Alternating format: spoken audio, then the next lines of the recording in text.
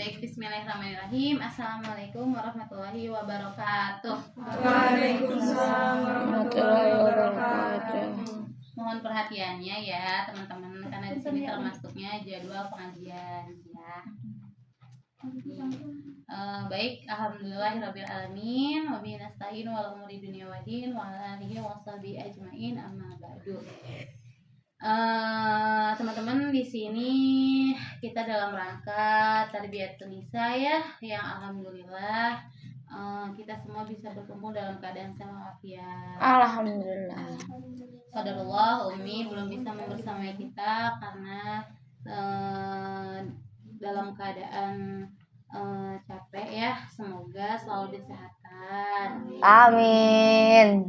Nah, alhamdulillah juga pada malam ini ternyata yang terpilih adalah kelompok 4. 5. Kelompok Masya Allah. kelompok Hafsah binti Umar. Kamar aku. Oh iya. Iya. Sebelumnya ada yang udah tahu? Putri Umar. Yang ini jangan lagi baca Quran bukan? Bukan ya? Oke, di sini ada beberapa poin-poin yang akan kita bahas. Insya Allah ini poin pertama, yaitu akan dibacakan dan dijelaskan oleh saudara kita, yaitu Fitri Fauzia. Nah, baca teh ini apa? Ini ada juga. Jadi ini kita yang ngambil. Harusnya mereka, tapi mereka jauh.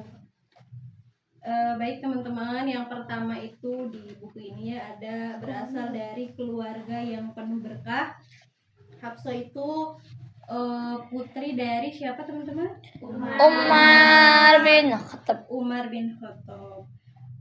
Jadi Hafsah itu merupakan putri dari Umar. Umar itu dikenal dengan sosok yang sangat sederhana, yang sangat kuat gitu ya. Kemudian disebut dengan Al-Faruq ya, sang pembeda antara kebenaran dan kebatilan. Kemudian Hafsah itu dari keluarga yang penuh berkah karena lahir ketika semua orang Quraisy itu sibuk mengkonstruksi Ka'bah atau 5 tahun sebelum Rasulullah Sallallahu alaihi wasallam diutus menjadi nabi. Dalam peristiwa itu Rasulullah Sallallahu alaihi wasallam membuat keputusan penting yang dapat meredakan ketegangan antara kabilah-kabilah Quraisy berkenaan dengan orang yang layak meletakkan Hajar Aswad di tempatnya semula. Beliau menyelesaikan ketegangan tersebut dengan cara yang sangat bijaksana dan cerdas. Nah, sejak kecil ini Hafsah ini tertarik dengan bidang keilmuan dan sastra sehingga ia itu giat dengan yang namanya belajar, ya. Menulis, kemudian kamar aku. seperti Ica. Dari Alhamdulillah. Syifa binti Abdullah Al-Adawiyah, ia belajar dengan semangat yang sangat tinggi hingga menjadi salah seorang wanita yang paling fasih gitu di antara wanita-wanita Quraisy. Semoga kita bisa mencontoh dari Hafsah binti Umar ini. Oke, selanjutnya Amin. Yaitu tentang Islamnya Umar adalah kejayaan Islam. Dalam tahap tersebut terjadi ya, Islamnya Umar bin Khattab ini menjadi salah satu faktor utama yang memberikan kejayaan dalam kekuatan kepada Islam. Karena tahu sendiri ya, Umar bin Khattab itu merupakan sosok yang sangat kuat, kemudian sosok yang sangat disegani gitu. Jadi keberaniannya gitu yang dikenal. Jadi orang-orang tuh menyegani gitu, takut gitu kalau sama Umar. Takut. Kalau sampai Abdullah bin Mas'ud itu berkata gitu, dengan Umar masuk Islam gitu ya, orang-orang Islam tuh bisa sholat di depan Ka'bah karena adanya Umar. Tadinya tuh benar-benar gak bisa gitu sholat di depan Ka'bah. Setelah Umar masuk Islam, barulah orang-orang Islam itu bisa sholat di depan Ka'bah gitu dengan Umar masuk ke dalam Islam. Jadi ketika Umar masuk ke dalam Islam itu merupakan kejayaan Islam, seperti itu. Oke, next. Nah, Hafsah menikah dengan Hunais. Ya, Hafsah menikah dengan Hunais. Jadi ketika Hafsah radhiyallahu anha beranjak dewasa, kemudian seorang sahabat yang tergolong pertama masuk Islam itu Hunais bin Huzaifah radhiyallahu anha, saudara dari Abdullah bin Huzaifah, meminangnya. Kemudian Hafsah pun dipersunting oleh Hunais dan hidup bersamanya dengan penuh rasa bahagia di bawah naungan iman dengan ketaatan kepada Allah dan juga Rasulnya.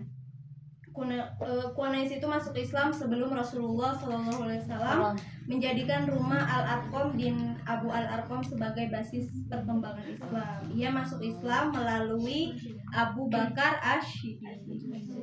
Kemudian selanjutnya larilah menuju Allah.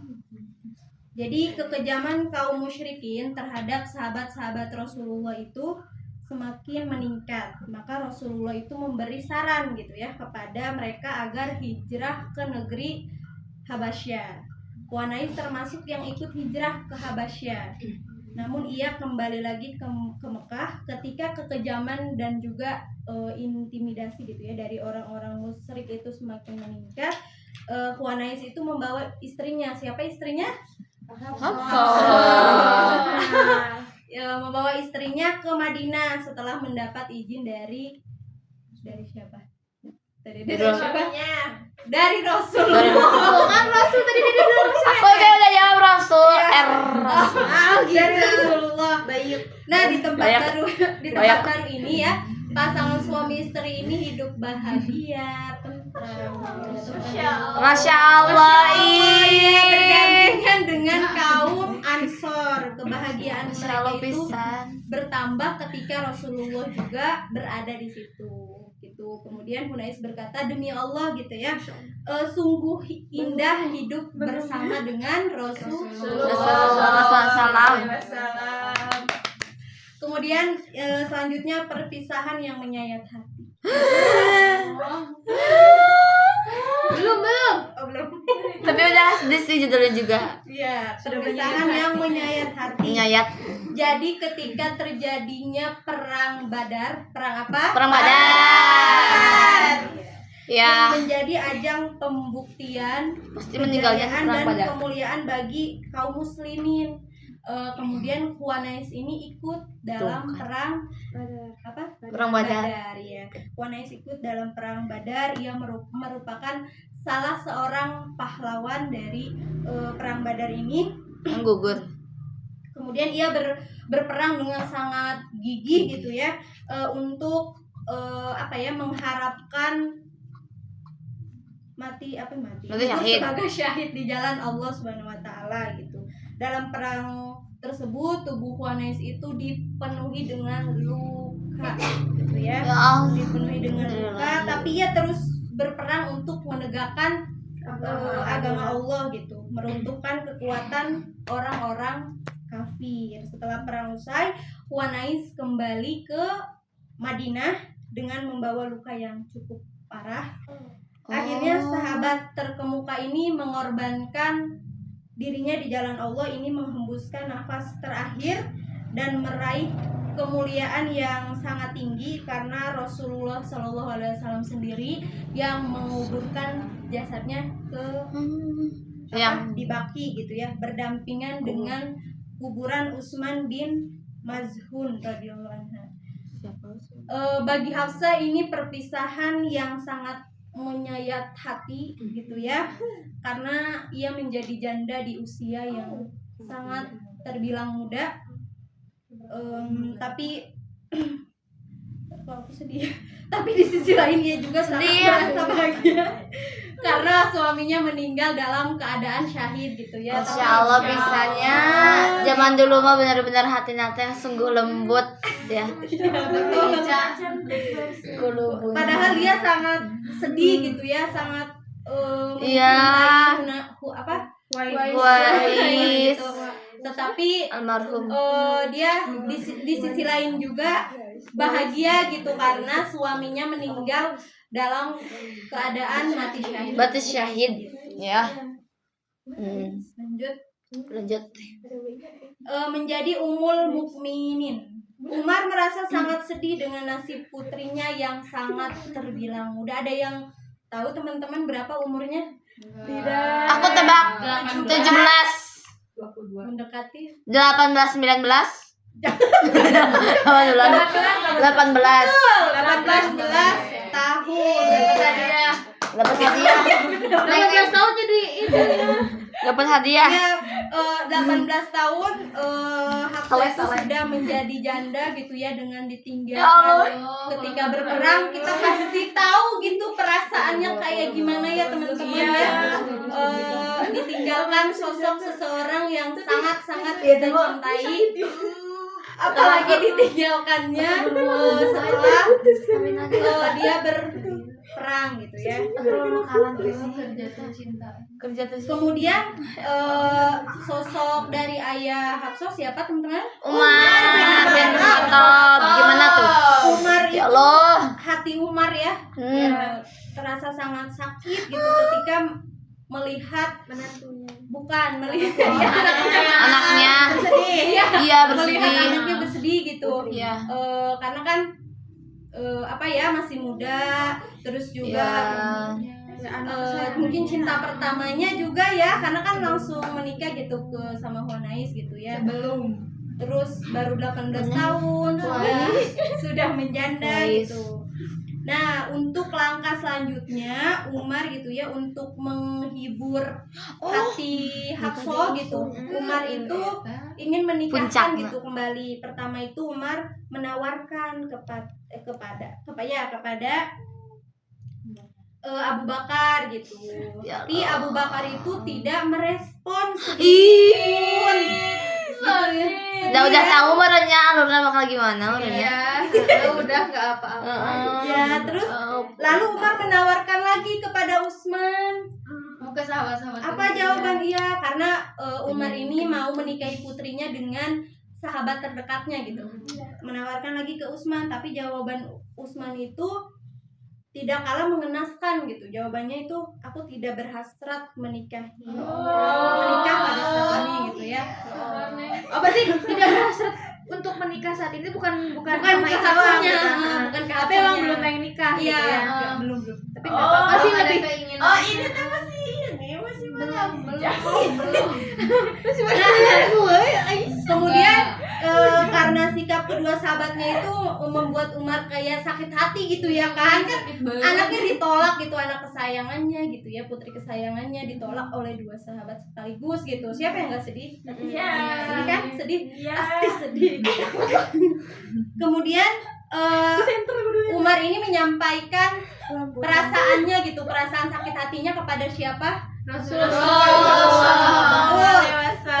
Rasulullah Shallallahu Alaihi Wasallam. Kemudian Rasulullah SAW berkata sambil menghibur gitu ya, Ya. Hafsah akan menikah dengan orang yang lebih baik gitu, orang yang lebih baik dari Utsman. Kemudian sedangkan Utsman juga akan menikah dengan wanita yang lebih baik dari Hafsah gitu. Oh, jadi Terus bareng kan bukan takdirnya ya, jadi kemudian Nabinya. Kemudian tidak lama kemudian Rasulullah SAW meminang Hafsah. aku melting. Jadi endingnya tuh kayak masya Allah ya gitu ya.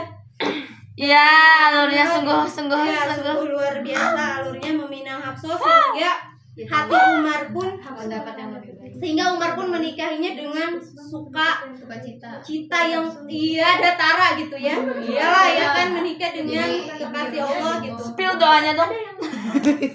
Sementara Rasulullah menikahkan Utsman dengan siapa? Putrinya Rasulullah. Wah. Itu. Jadi Dua lagi. Nurkanain. Rasulullah menikahi Hafsah. Ya kan dua putri Nabi yang ke Utsman. Iya. Kemudian Utsman itu menikah dengan putrinya Rasulullah. Nah, Umi Ya, Kulsum setelah Ruqayyah meninggal. Meninggal. Berarti Utsman istrinya siapa? Ruqayyah kan? Terus dinikahi dengan Umi Kulsum. Nah, setelah pernikahan Hafsah selesai, Abu Bakar itu menemui Umar dan menyatakan minta maaf. Abu Bakar berkata kepada Umar gitu, jangan sakit hati kepadaku. Sesungguhnya aku pernah mendengar Rasulullah menyatakan maksudnya akan menikahi Hafsah gitu. Jadi Rasulullah sudah merencanakan guys gitu ya.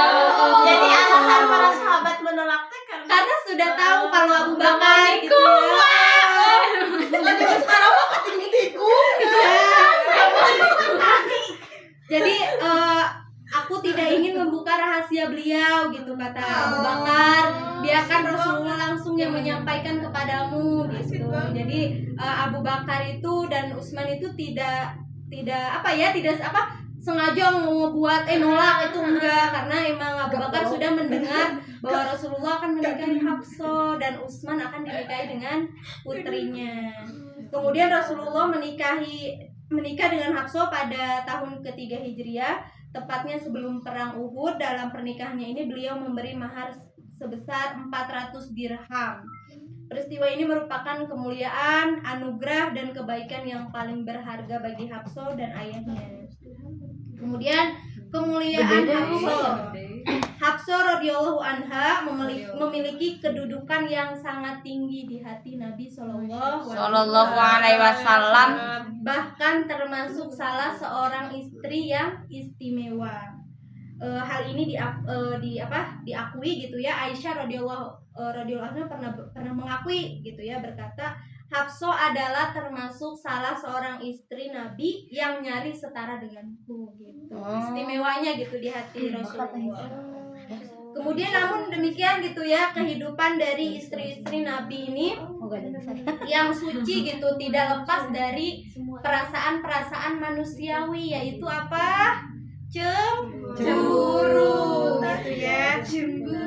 Nah, sebagaimana wanita pada umumnya seperti kecemburuan, kemudian persaingan gitu ya. Untuk menghadapi persoalan ini, Nabi terus menerapkan pendidikan yang bersumber dari ajaran-ajaran Allah, baik terhadap istri-istrinya maupun para sahabat dan segenap umatnya gitu ya. Jadi walaupun beliau ini istri-istri yang soleha gitu ya, tapi dia tetap ada perasaan cemburu, apalagi kita gitu. Ya, kemudian sebuah contoh berikut ini contoh yang menjelaskan bahwa kadang-kadang kecemburuan timbul di antara istri-istri Nabi dan bagaimana Rasulullah mengatasi persoalan-persoalan yang ditimbulkan olehnya dengan bijaksana, hati-hati dan penuh kasih sayang. Dalam kitab Sahih Bukhari dan Sahih Muslim dinyatakan bahwa Aisyah radhiyallahu anha berkata, saat itu Rasulullah SAW selalu minum madu di rumah Zainab binti Jahsy sehingga diam cukup lama di rumahnya. Melihat hal itu, aku sepakat dengan Hafsah bahwa jika beliau masuk ke rumah salah seorang di antara kami, maka ia harus berkata kepada beliau, apakah engkau telah makan magafir? Aku mencium bau magafir darimu. Beliau menjawab, tidak, aku hanya minum madu di rumah Zainab binti Jahsy. Kalau begitu aku tidak akan minum madu lagi. Aku juga bersumpah jangan sampai engkau menyebutkan hal ini kepada siapapun. Imam Nasai dan Hakim meriwayatkan dari Anas radhiyallahu anhu bahwa Rasulullah SAW mempunyai seorang budak wanita dan suka menggaulinya. Aisyah dan Hafsah terus menyindir hal ini sehingga beliau mengharamkan dirinya untuk menggauli budak wanita tersebut. Karena itu turunlah firman Allah Subhanahu wa taala, "Hai Nabi, mengapa kamu mengharamkan apa yang Allah halalkan bagimu? Kamu mencari kesenangan hati istri-istrimu dan Allah Maha Pengampun dan Maha Penyayang." Jadi pada saat itu Hafsah itu cemburu kepada salah satu budak dari Rasulullah gitu, karena sering bersama kali ya menggaulinya gitu. Nanti di selanjutnya akan dijelaskan oleh Nida. Oke, Masya Allah ya, banyak sekali kemuliaan yang telah disampaikan. Begitu juga tentang rumah tangga Hafsah dengan Rasulullah. Nah, kan Hafsah itu termasuk bagian istri-istri Rasulullah yang begitu, ada beberapa ya, banyak. Nah, di dalam hubungan ini ternyata istri-istri Rasul itu saling berlomba-lomba menyenangkan hati Rasulullah. Gak kalah Hafsah juga pengen dong dapat hatinya Rasulullah, pengen dong nyenangin hati Rasulullah. Nah, beliau itu selalu dekat dengan Rasulullah dengan cara berilmu dengan Rasulullah. Jadi selain menjadi istri, Hafsah juga termasuk muridnya Rasulullah, yang dimana semakin dekat dengan Rasulullah, keimanannya, ketakwaannya itu semakin meningkat kepada Allah Subhanahu Wa Taala, sehingga rumah tangga mereka menjadi rumah tangga yang berbahagia. Masya Allah ya. Nah, Hafsah merupakan seorang istri yang suri tauladannya banyak. Dan dia langsung disampaikan oleh malaikat Jibril bahwa Hafsah adalah istri Rasulullah di surga. Tetapi sebelum Hafsah mendapatkan pesan langsung dari Jibril, Hafsah sempat mendapat talak 1 oleh Rasulullah SAW. Kenapa tuh? Rasulullah waktu itu mentalak Hafsah, berarti menceraikan ya, menceraikan Hafsah. Langsung Hafsah hatinya gelap, langsung dia merasa dunia itu gelap gulita. Bagaimana mungkin diceraikan seorang kekasih Allah, hatinya begitu tersakiti ya. Tetapi langsung Allah menegur Rasulullah. Kenapa begitu? Kenapa engkau memberi talak 1 kepada Hafsah, padahal Hafsah adalah seorang ahli puasa, ahli ibadah. Jadi akhirnya Rasulullah pun merujuk Hafsah dan menjadikannya istri sampai surga. Masya Allah ya. Allah, Nah, tadi juga telah disinggung ya kalau Hafsah itu sebagai murid Rasulullah, yang dimana pemahaman dan kuasaan ilmunya itu sangat luas sekali, yang dimana dia itu sampai-sampai diamanahin oleh Abu Bakar As-Siddiq sebagai penjaga lembaran-lembaran Al-Quran. Nah, jadi sebelum Al-Quran itu menjadi satu mushaf yang satu, itu lembaran itu tuh Al-Quran tuh masih berupa lembaran-lembaran ya. Dan yang menjadi amanah menjaganya itu adalah Hafsah. Dimana Hafsah itu menjadi salah satu-satunya perempuan yang pandai membaca dan menulis dibanding mau perempuan atau laki-laki pada zaman itu. Banyak yang nggak pandai, dan saking cerdasnya Hafsah ini, dia sampai diamanahin menjaga lembaran-lembaran Al-Quran. Masya Allah ya. Kemudian jadi banyak sekali peran-peran penting yang dipegang Hafsah ya. Kemudian tahun demi tahun hingga tibalah saatnya di mana Rasulullah SAW wafat. Bagaimana perasaan Hafsah? Tentu terpukul ya. Pasti selayaknya istri yang ditinggalkan oleh suaminya, Hafsah pun menangis. Tetapi Hafsah langsung menyerahkannya kepada Allah Subhanahu Wa Taala. Dia tidak tenggelam dalam kesedihan, dia langsung tetap menjalankan kesehariannya, aktivitasnya, yang dimana begitu banyak amanah-amanah yang diembannya, sehingga dengan sigap dia mengatur emosinya untuk tidak langsung berlarut-larut dalam kesedihan. Jadi selain dia sedih, tapi dia juga ingat gitu, ada amanah yang dia emban gitu, ada yang lebih penting. Kemudian setelah Rasulullah wafat, akhirnya digantikan oleh siapa? Abu Bakar, dan selanjutnya juga digantikan oleh ayahnya ya, Umar bin Khattab, yang dimana layaknya zaman sekarang kalau orang tua kita menjadi pejabat, menjadi wali kota, menjadi presiden, pasti anaknya itu merasa, wah saya adalah anak presiden, anak ketua, yang dimana bisa jadi sombong ya, segala macam gitu ya, merasa punya kuasa, tetapi tidak dengan Hafsah. Hafsah tetap menjadi pribadi yang zuhud. Nah, itu pun sifatnya diturunkan dari ayahnya juga, yaitu Umar bin Khattab. Nah, dia tetap melaksanakan puasa, sholat, dan akhirnya diakuinlah keistimewaan Hafsah itu. Nah, udah tuh kayak merasa kejayaan perang, akhirnya tiba masanya ayahnya yang meninggal dunia. Ada yang tahu Umar bin Khattab meninggal dalam keadaan apa? Syahid. Ada? Ih, Tadi mau tahu? Apa? Sholat?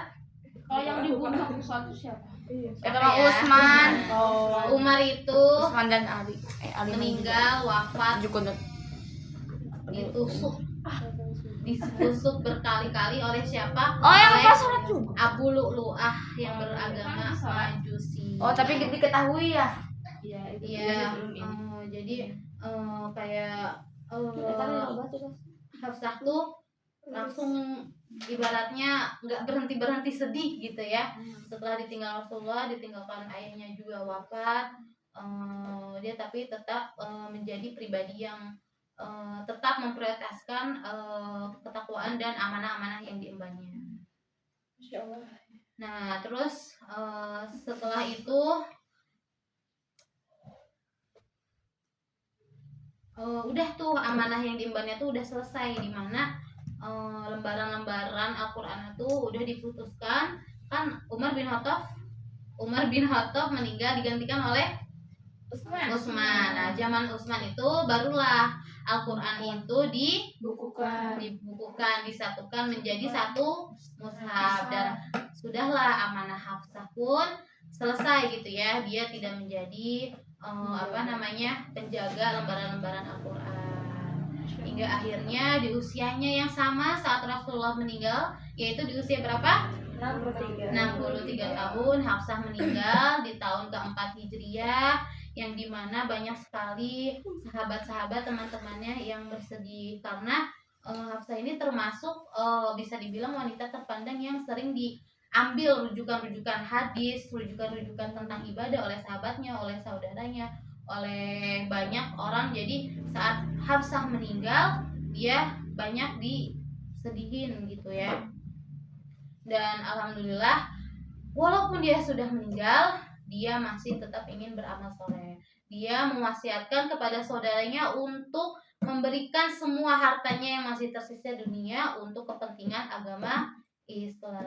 Masya Allah. Semoga Ummul Mukminin, ibu kita semua mendapatkan rahmat Allah Subhanahu Wa Taala. Amin. Alhamdulillah, sekian ya, walaupun sad ending tapi banyak sekali hikmahnya. Happy ending kok. Iya. Ya, jadi banyak sekali hikmah yang diambil ya. Salah satunya apa? Yang lain. Adalah ada yang tahu, ada yang bisa mengambil hikmahnya dari sekian banyak hikmah. Baca. Saya kan kamera apa ya? Bisa nggak ada hikmahnya yang diambil? Ada, jadi enggak gimana ya? Dalam segi pendidikan pun ya intinya tidak melalaikan, dan juga dari segi misalnya tidak berlarut-larut juga dalam kesedihan ya. Jadi tetap jihad ya di jalan Allah, dan juga pasti jikalau misalnya Allah telah mengembalikan hambanya, pasti digantikan dengan yang lebih baik gitu. Ada lagi teman-teman yang bisa mengambil hikmahnya? Ditanyain mau kudu ditanya. Kudu yuk tembak dong. Kakak-kakaknya coba teh. Ayo. Kamu yang Teh Hana sih. Ya, Teh Elis. Kira-kira apa hikmah yang bisa diambil? Kan tadi udah diceritain sama Ica ya yang itunya. Nah, aku kan kayak tadi walaupun dia udah meninggal gitu ya, tapi dia tetap ingin beramal soleh ya dengan menyumbangkan sebagian hartanya untuk ya semua harta ya sisa hartanya untuk jalan kebaikan ya untuk agama Islam gitu. Insya Allah. Ya, Masya Allah ya, semoga hikmah-hikmah yang tadi telah disebutkan dan yang tidak disebutkan bisa diterapkan dalam kehidupan kita sehari-hari. Kita ambil pelajarannya, kita jadikan suri tauladan ya. Masya Allah banyak sekali. Sekian dari kami, mohon maaf apabila banyak salah-salah kata. Itu benarnya dari Allah SWT, salahnya dari Fitri. Wassalamualaikum warahmatullahi wabarakatuh. Waalaikumsalam warahmatullahi